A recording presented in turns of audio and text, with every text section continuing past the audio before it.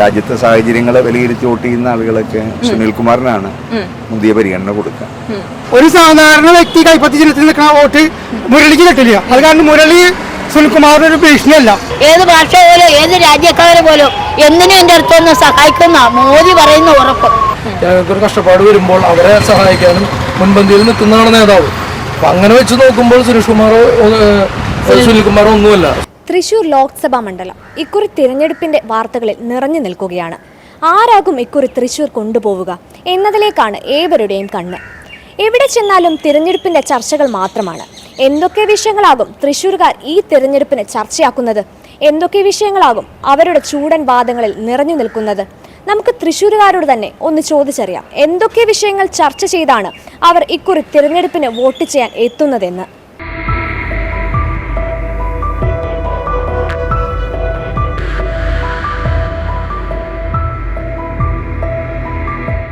മണ്ഡലങ്ങളും ഇടതുപക്ഷത്തിന്റെ കൂടെ നിൽക്കുന്നതുകൊണ്ടാണോ താങ്കൾ അങ്ങനെ പറയുന്നത്? അതോ അത് മാത്രമല്ല, രാജ്യത്തെ സാഹചര്യങ്ങളെ വിലയിരുത്തി വോട്ട് ചെയ്യുന്ന ആളുകളൊക്കെ സുനിൽകുമാറിനാണ് മുന്തിയ പരിഗണന കൊടുക്കുക. സംസ്ഥാനത്തും അതെ, അദ്ദേഹം കൃഷി വകുപ്പ് മന്ത്രി എന്നുള്ള നിലയ്ക്ക്, ഇവിടുത്തെ MLA എന്നുള്ള നിലയ്ക്ക്, തൃശ്ശൂരിൻ്റെ MLA ആയിരുന്നു അദ്ദേഹം. അതിന് മുമ്പ് 2 പ്രാവശ്യം MLA ആയിരുന്നു അദ്ദേഹം. വളരെ നല്ല കാര്യക്ഷമമായിട്ട് പ്രവർത്തിച്ചിട്ടുള്ളതാണ്. എനിക്ക് നല്ലൊരു ഇമേജ് ഉണ്ടായിരുന്നു ആദ്യം. പക്ഷേ ഇപ്പോഴത്തെ സമീപ കാലഘട്ടത്തിൽ ഉണ്ടായിട്ടുള്ള ജനങ്ങളുടേതായ പ്രശ്നങ്ങളിലൊന്നും ആളെ ഇടപെട്ടിട്ടില്ല.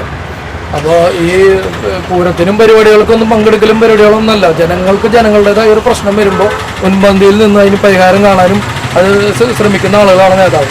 അല്ലെങ്കിൽ അതായത് പൂരത്തിന് ഒരുമിച്ച് കൂടുന്നതോ അല്ലെങ്കിൽ ഒരു പെരുന്നാളിന് വന്ന് പങ്കെടുക്കണമെന്നല്ല. ജനങ്ങൾക്ക് ആവശ്യമുള്ളപ്പോൾ ജനങ്ങൾക്കൊരു ബുദ്ധിമുട്ട് വരുമ്പോൾ, ജനങ്ങൾക്കൊരു കഷ്ടപ്പാട് വരുമ്പോൾ അവരെ സഹായിക്കാനും മുൻപന്തിയിൽ നിൽക്കുന്നതാണ് നേതാവ്.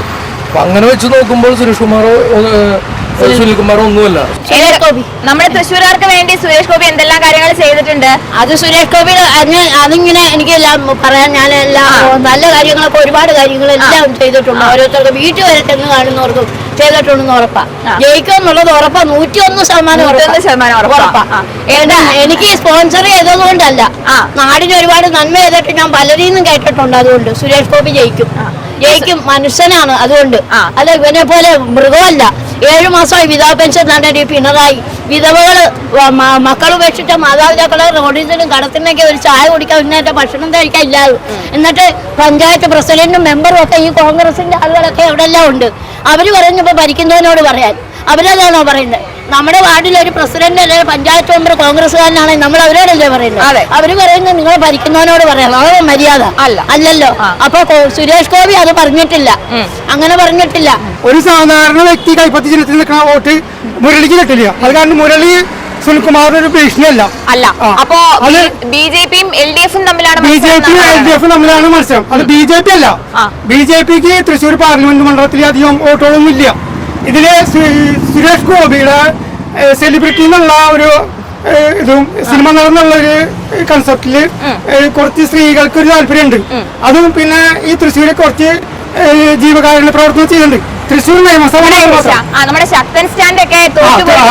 അത് തൃശ്ശൂർ നിയോജക മണ്ഡലത്തിൽ മാത്രം.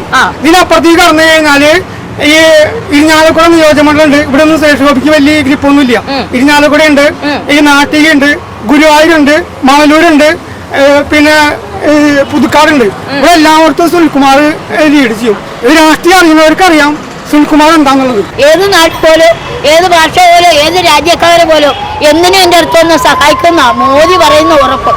മോദിയുടെ കോഴിക്കോട്ട് എഞ്ചിനീയർ പഠിക്കാൻ മൂത്തവൻ എൻ്റെ മോൻ. ഞാൻ കോഴിക്കോട്ട് പോയിട്ട് തലേന്ന് ആ ട്രെയിന് വരാൻ നിൽക്കുമ്പോൾ ടിക്കറ്റ് എടുക്കാൻ നിൽക്കുമ്പോൾ മോദി അവിടെ പ്രസംഗമുണ്ട്. ഹിന്ദി ഞാൻ റീഡിങ്ങിന് പഠിച്ചതാ. ഞാൻ കേട്ടോണ്ട് നിൽക്കാം മോദി ഓരോ കാര്യങ്ങൾ സ്പോൺസർ ചെയ്യുന്നത്. റെയിൽവേക്ക് മാത്രമല്ല പറഞ്ഞു അദ്ദേഹം, വർക്ക്ഷോപ്പുകളും ഒക്കെ വരാൻ പോകുന്നു. ഏതൊരു സഹോദരങ്ങൾക്ക് അതൊരു ജോലി. കരുവന്നൂർ ഇവിടെ ഒരു വിഷയമായി മാറില്ലേ? കരുവന്നൂര് കേരളത്തൊട്ടാകെ വിഷയങ്ങളുണ്ട്. ഇവിടെ BJP ഭരിക്കുന്ന സ്ഥലത്തും കോൺഗ്രസ് ഭരിക്കുന്ന സൊസൈറ്റികളും എല്ലാ സൊസൈറ്റികളിലും അഴിമതികളൊക്കെ ഉണ്ട്. അഴിമതി ഇല്ലാത്ത സൊസൈറ്റി ചേച്ചി കാണിച്ചു തരാൻ പറ്റും? അഴിമതി ഇല്ലാത്ത സൊസൈറ്റി കേരളത്തിലില്ല. അഴിമതികളെ കോൺഗ്രസ് നടത്തിയിട്ടുള്ള അഴിമതികളുടെ കഥ പറയാന്ന് വെച്ച് കഴിഞ്ഞാൽ ഇന്ന് ഒരു ദിവസം തികയില്ല. കോൺഗ്രസ് എങ്ങനെയാണ് ഇത് ഇടതുപക്ഷത്തിന്റെ എനിക്ക് ഈ സഹകരണ സൊസൈറ്റികളൊക്കെ വന്നുള്ളത് നോക്കണം. കോൺഗ്രസ് കാലാകാലങ്ങൾ നടത്തിയിട്ടുള്ള അഴിമതികളുടെ ഫലമായിട്ടാണ് ഈ സൊസൈറ്റികളൊക്കെ ഇടതുപക്ഷത്തിന്റെ കിട്ടിയിട്ടുള്ളത്. ഇടതുപക്ഷം കിട്ടിയപ്പോഴാണ് സൊസൈറ്റിയിൽ നല്ല രീതിയിൽ പോയിട്ടുള്ളത്. ഒറ്റപ്പെട്ട ചില സ്ഥലങ്ങളിലൊക്കെ ഉണ്ടായിട്ടുണ്ട്.